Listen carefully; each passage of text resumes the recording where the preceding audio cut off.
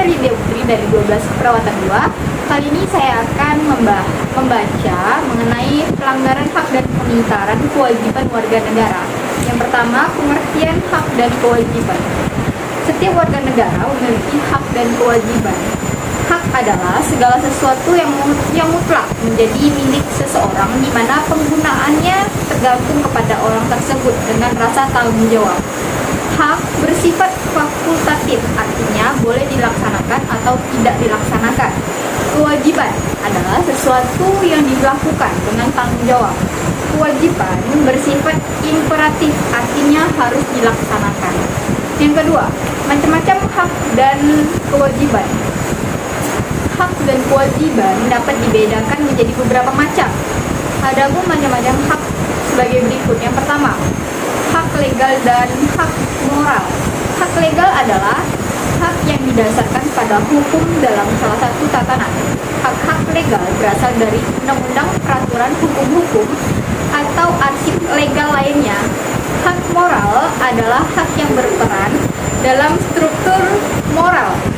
Hak moral didasarkan pada asas atau peraturan bermoral saja. Yang kedua, hak positif dan hak negatif.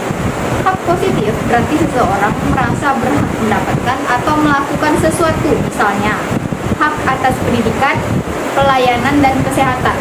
Hak negatif berarti seseorang bebas melakukan atau memiliki sesuatu dan orang lain tidak boleh menghindarkan atau menghilangkan hak tersebut.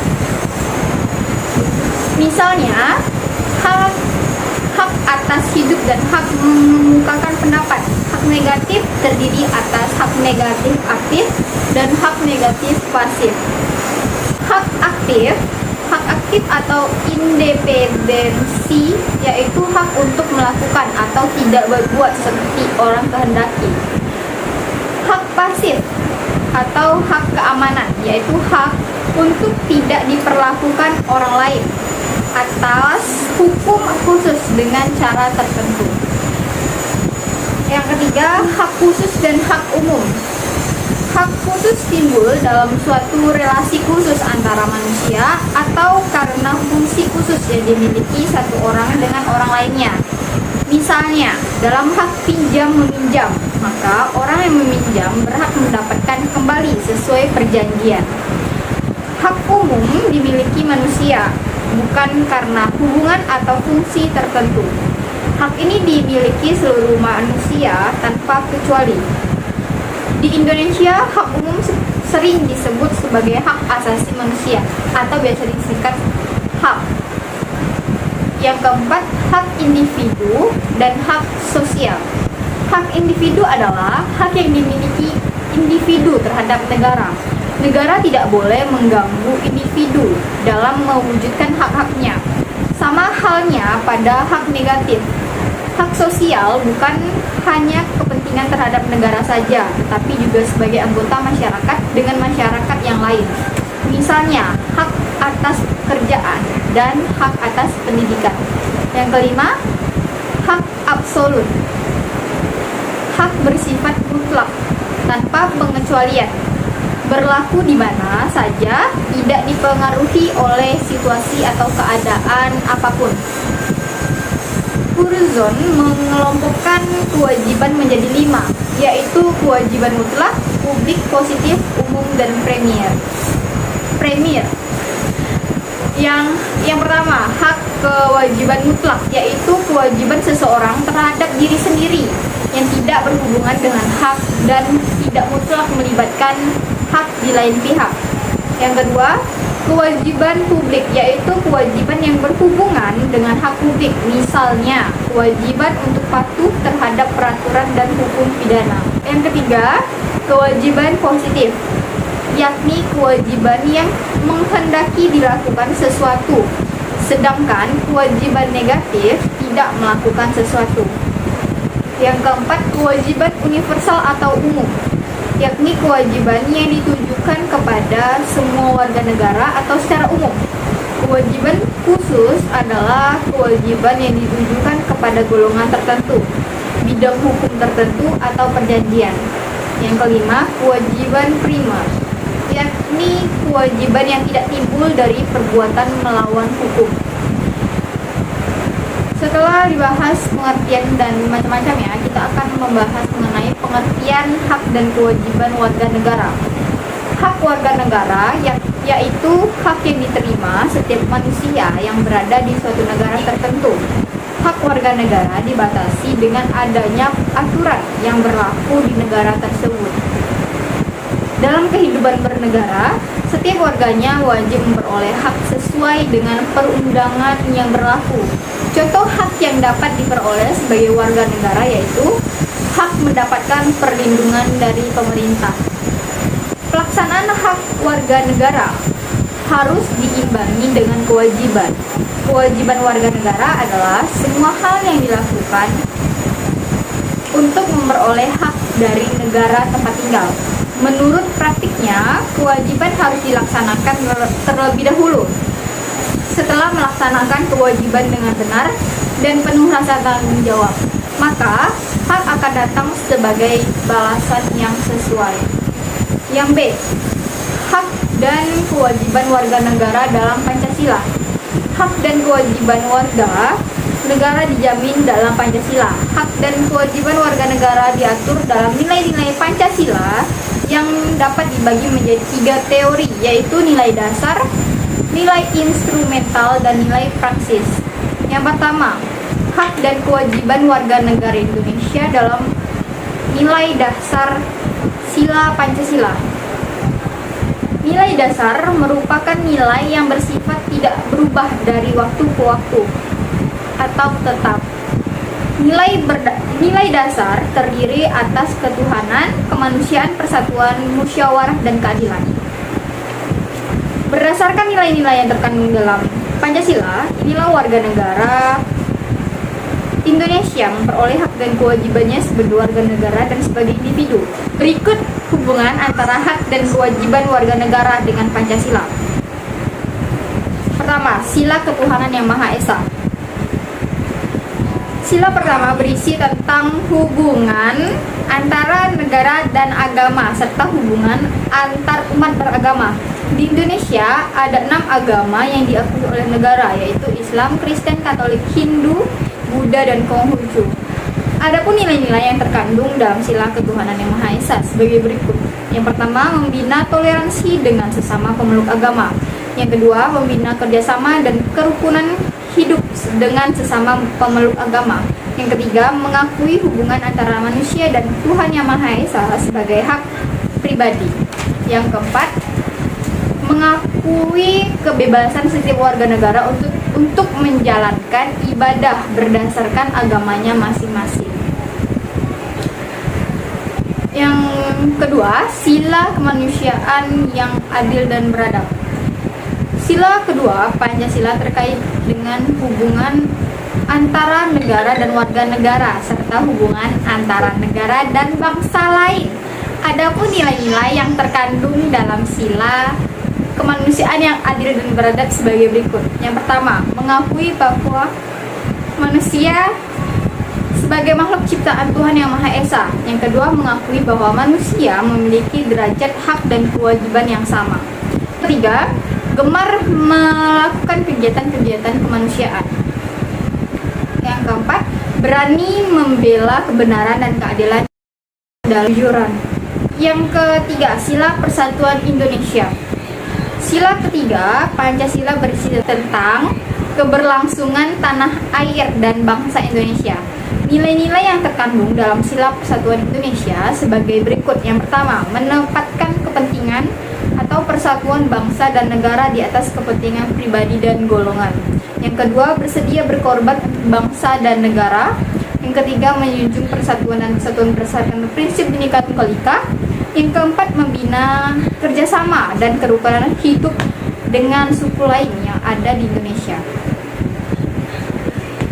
Yang keempat, sila kerakyatan yang dipimpin oleh hikmat kebijaksanaan dalam permusyawaratan perwakilan.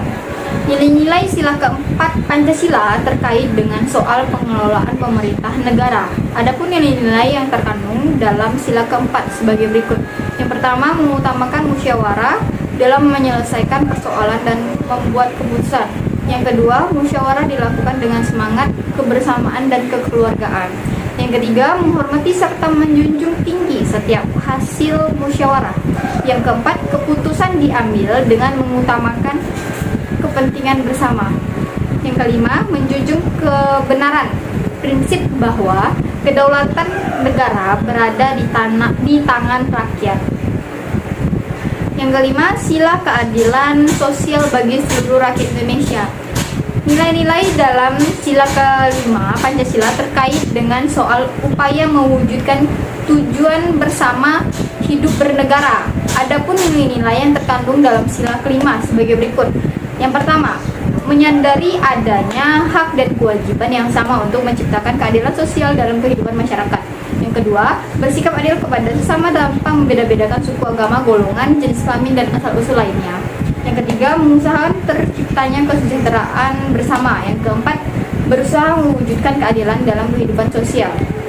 Dua, hak dan kewajiban warga negara dalam nilai instrumental sila Pancasila.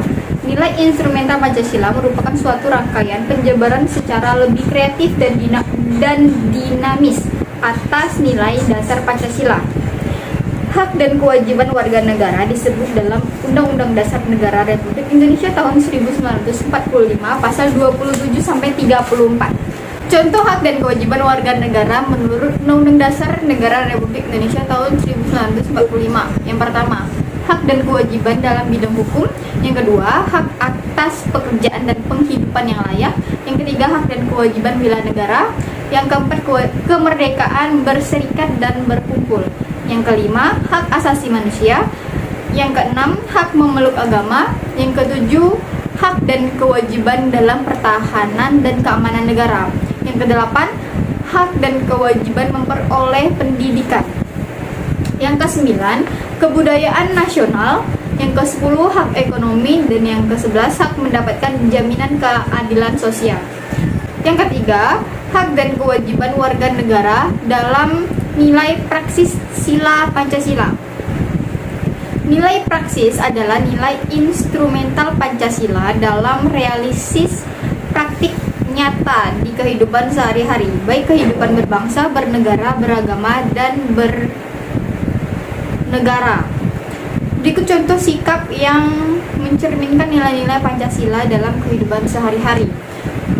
Yang pertama, sila ketuhanan yang Maha Esa. Contohnya itu yang pertama, saling menghormati antara umat beragama. Yang kedua, saling menghormati kebebasan beribadah. Yang ketiga, tidak memaksakan suatu agama dan kepercayaan kepada orang lain.